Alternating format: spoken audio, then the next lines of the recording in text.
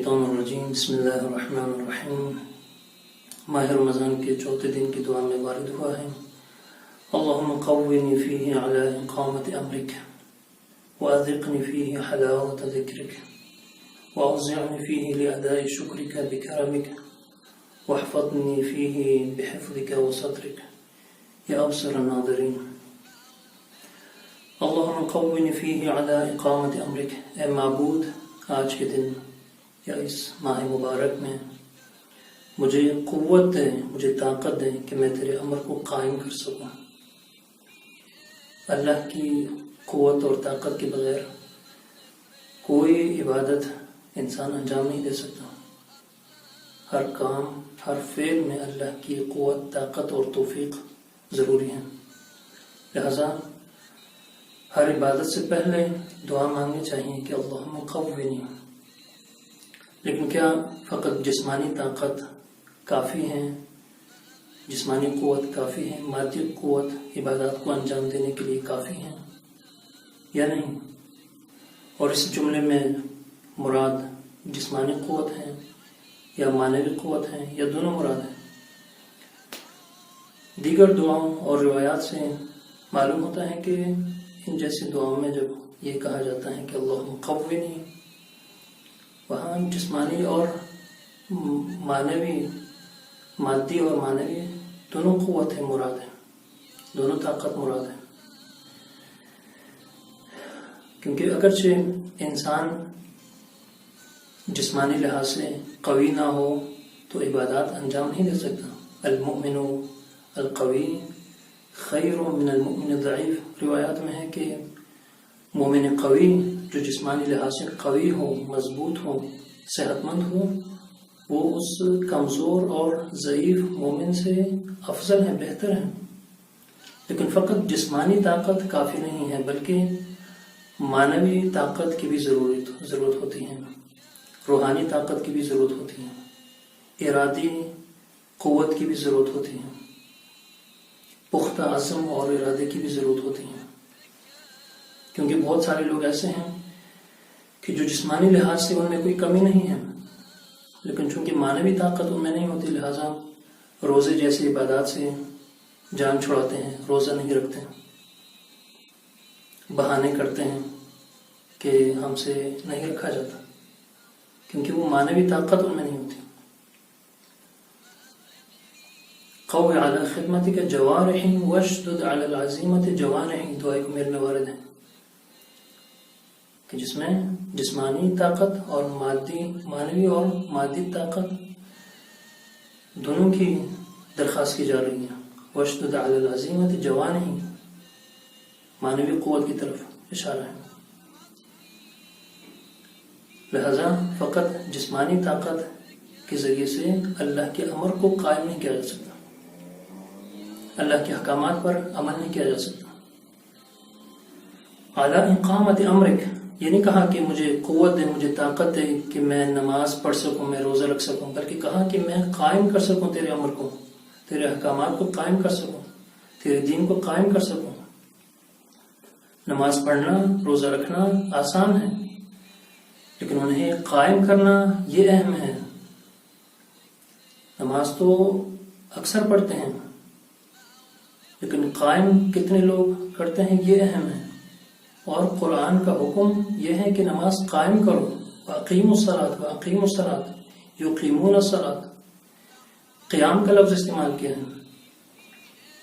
نماز پڑھنا فقط مثلا ظاہری شکل و صورت کے لحاظ سے صحیح ہو تو اس کو کہتے ہیں کہ نماز پڑھ لی اس نے، اگرچہ اس کے اندر جان نہیں ہے، روح نہیں ہے، بے روح نماز ہے، اس میں حضور قلب نہ ہو، خشوع نہ ہو، خضوع نہ ہو، توجہ نہ ہو، تو اس کو کہتے ہیں نماز پڑھ لی۔ اور ایسے پڑھنے والوں کی مذمت کی گئی ہے، وَيْلٌ لِّلْمُصَلِّينَ، نماز پڑھنے والوں کی مذمت کی گئی ہے کہ جو نماز سے غافل ہوتے ہیں، توجہ نہیں ہوتی، حضور قلب نہیں ہوتا، خشوع و خضوع کے بغیر ہوتی ہیں، ایسی نماز انسان کو برائیوں سے نہیں روک سکتی، ایسی نماز فحشاء منکرات سے نہیں روک سکتی، ایسی نماز دین کا ستون نہیں بن سکتی، معراج مومن نہیں بن سکتی۔ لہذا نماز کو قائم کرنا چاہیے. اسی طرح روزے کو فقط ایک دفعہ انسان روزہ رکھتا ہے یعنی فاقہ کرتا ہے، ایک دفعہ قائم کرتا ہے اس عبادت کو کہ کھانے پینے کے ساتھ ساتھ دیگر چیزوں سے بھی وہ اجتناب کرتا ہے. دیگر اعضاء و جوارح کا بھی روزہ ہوتا ہے، اس کا کانوں کا بھی روزہ ہوتا ہے، زبان کا بھی روزہ ہوتا ہے، آنکھوں کا بھی روزہ ہوتا ہے، اور دیگر اعضاء کا بھی روزہ ہوتا ہے. یہ روزہ قائم کرنا کہلاتا ہے. اس لیے قرآن نے کہا ہے کہ ان اقیم الدین، دین کو قائم کرو. دین کے اوپر فقط عمل کرنا، دین احکامات کے اوپر فقط رسمی طور پر عمل کرنا، ایک فارمیلٹی پوری کرنا یہ کافی نہیں ہے. قائم کرنا ان احکامات کو. فَإِذَا صُمْتَ فَلْيَصُمْ سَمْعُكَ وَبَصَرُكَ وَلِسَانُكَ وَفَرْجُكَ، جب روزہ رکھو تو تمہارے تمام اعضاء و جوارح کا روزہ ہونا چاہیے. یہ قائم کرنا ہے. روزے کو قائم کرو، فقط بھوک پیاس نہ ہو، فقط کھانے پینے سے اجتناب نہ ہو، فقط فاقہ نہ ہو، دیگر اعضاء و جوارح کا بھی روزہ ہونا چاہیے. لہذا فرمایا کہ اعلی اقامت امرک. اس کے بعد فرمایا کہ وَأَذِقْنِي فِيهِ حَلَاوَةَ ذِكْرِكَ، اور مجھے حلاوت ذکر، اپنے ذکر کی حلاوت، مٹھاس اور شیرینی چکھا دیں. اللہ کو یاد کرنا، اللہ کا ذکر کرنا فقط اور ہیں، اور اس ذکر میں انسان کو لذت محسوس ہو، مٹھاس محسوس ہو، الگ ہیں. فقط زبان سے اللہ کو یاد کرنا الگ ہیں، اور قلب کے ساتھ اللہ کو یاد کرنا الگ ہیں. عبادت، نماز، روزہ وہ ہیں کہ جس میں لذت محسوس ہو. دعا، مناجات وہ ہیں کہ جن میں لذت محسوس ہو. اگر لذت محسوس نہیں ہوتی کسی دعا میں، کسی عبادت میں، تو سمجھو کہ وہ قابل قبول نہیں ہے اللہ کی بارگاہ میں. لذت محسوس ہونی چاہیے. کتنے ایسے لوگ ہیں کہ جو نماز میں لذت محسوس کرتے ہیں، جو روزے میں لذت محسوس کرتے ہیں. ہمارے بہت سارے اعمال ایسے ہوتے ہیں، ایسے گناہ انجام دیتے ہیں کہ جن کی وجہ سے وہ لذت چھن جاتی ہے.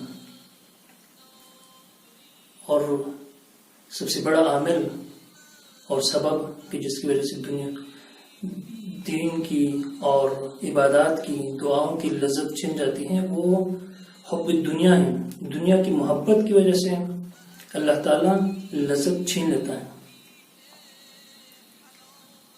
لہذا حدیث قدسی میں ہے کہ حضرت داؤد علیہ السلام کو وحی کی گئی، یا داؤد لا تجعل بینی و بینک عالما مفتونا بالدنیا. اے داؤد، میرے اور اپنے درمیان ایسے عالم کو واسطہ قرار نہ دو کہ جو مفتون بالدنیا ہو، دنیا سے متاثر ہو چکا ہو، جس کے اندر دنیا کی محبت ہو، جس کے اندر شہرت کی شہوت ہو، جس کے اندر اپنی مقبولیت کی شہوت ہو، جو دنیا کا اسیر ہو،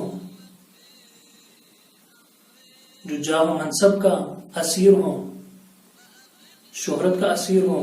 ایسے عالم کو میرے اور اپنے درمیان واسطہ قرار نہ دو. کیوں؟ کیونکہ فَإِنَّ أُولَئِكَ قُطَاعُ طریق عبادی المردین. کیونکہ ایسے لوگ یہ مجھ تک پہنچنے والوں کے راستے میں ڈاکو اور رہزن ہیں.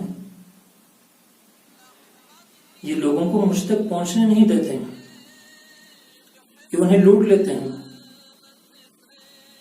یہ انہیں بھی دنیا دار بنا دیتے ہیں.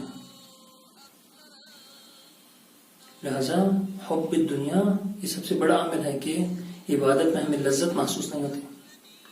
اب ان کی سزا کیا ہے کہ جو ایسے علماء ہوں کہ جن میں دنیا کی محبت ہو. فرماتے ہیں کہ ان ادنى ما انا صانع بهم ان انزع حلاوة مناجاتي من قلوبهم. کم سے کم عذاب، یہ کم سے کم عذاب، زیادہ سے زیادہ کتنا ہوگا معلوم نہیں ہے. ایسی علماء کو، ایسے لوگوں کو کہ جن کے اندر دنیا کی محبت ہے، جن کے قلوب میں دنیا کی محبت ہے، کم سے کم عذاب جو میں انہیں دیتا ہوں وہ یہ ہے کہ ان سے میں حلاوت مناجات، اپنی مناجات دعاؤں کی لذت چھین لیتا ہوں ان کے قلوب سے. یہ کم سے کم عذاب ہے کہ جو دنیا کی محبت کے نتیجے میں اللہ تعالیٰ دیتا ہے. دنیا کی محبت کی وجہ سے انسان جب دنیا کا اسیر ہو جاتا ہے، مال و دولت کا اور دیگر مادی چیزوں کا اسیر ہو جاتا ہے، دل لگا لیتا ہے، تو اس کو پھر عبادات میں لذت محسوس نہیں ہوتی. وہ پھر کوشش کرتا ہے، وہ حسد کرتا ہے، آرزو کرتا ہے کہ ماہ رمضان جلدی ختم ہو جائے، نماز دعا جلدی ختم ہو جائے. اس کو لذت محسوس نہیں ہوتی. لیکن جو ان مادیات سے تعلق توڑ کر اللہ سے تعلق جوڑ دیں، قرآن سے تعلق جوڑ دیں، وہاں دل لگا لیں، تو پھر وہ حسرت کرے گا، آرزو کرے گا کہ کاش یہ روزہ سارا سال ہوتا. اس کو پھر نماز میں لذت محسوس ہوتی ہے. لہذا جتنا ہو سکے، روایات میں بھی ہے کہ اخرجوا قلوبکم من الدنیا من قبل ان تخرج منها ابدانکم. اس سے پہلے کہ تمہارے جنازے اٹھائے جائیں، دنیا سے اپنا تعلق توڑ دو، اللہ سے تعلق جوڑ دو.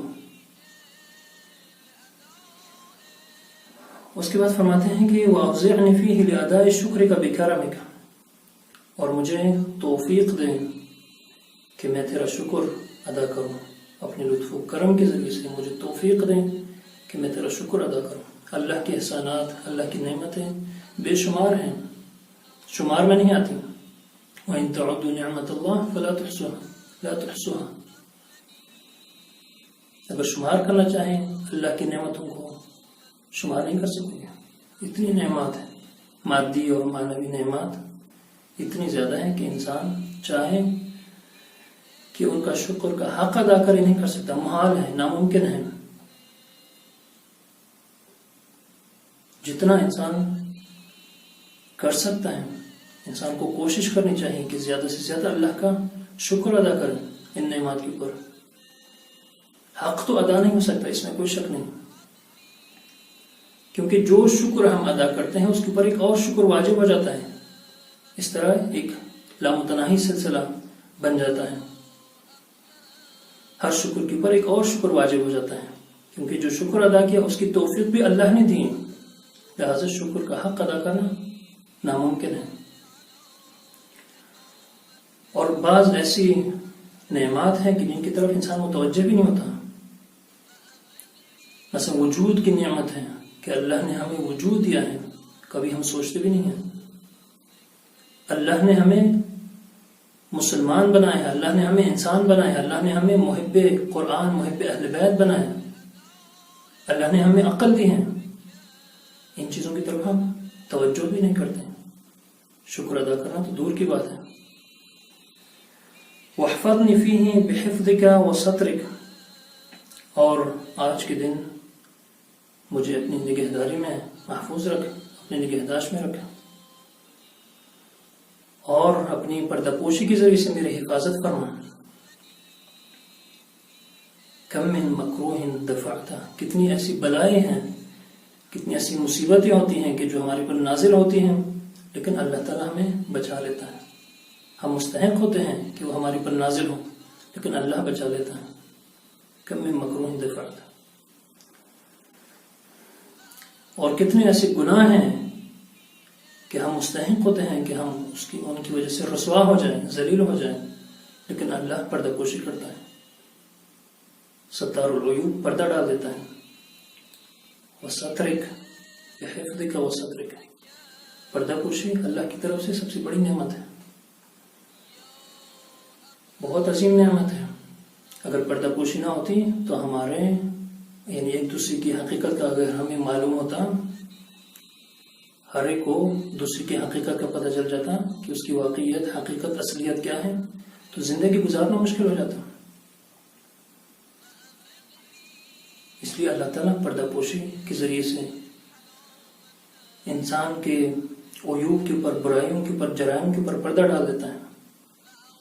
وَإِلَّا روایت میں ہے کہ اگر پردہ پوشی نہ ہوتی تو ایک دوسرے کے جنازوں کو دفن نہ کرتے ہیں، ایک دوسرے کے جنازوں میں شرکت نہ کرتے ہیں، اتنا ایک دوسرے سے نفرت کرتے ہیں۔ لو تکاشفتم ما تدافنتم، اگر تمہیں ایک دوسرے کی حقیقت کا پتہ چل جاتا تو ایک دوسرے کو دفن نہ کرتے ہیں۔ لہذا پردہ پوشی کی دعا درخواست اللہ سے بہت ضروری ہے۔ وَاحْفَظْنِي فِيهِ بِحِفْظِكَ وَسَتْرِكَ يَا أَبْصَرَ النَّاظِرِينَ، اے سب سے زیادہ دیکھنے والے۔ وآخر دعوانا ان الحمد للہ رب العالمین۔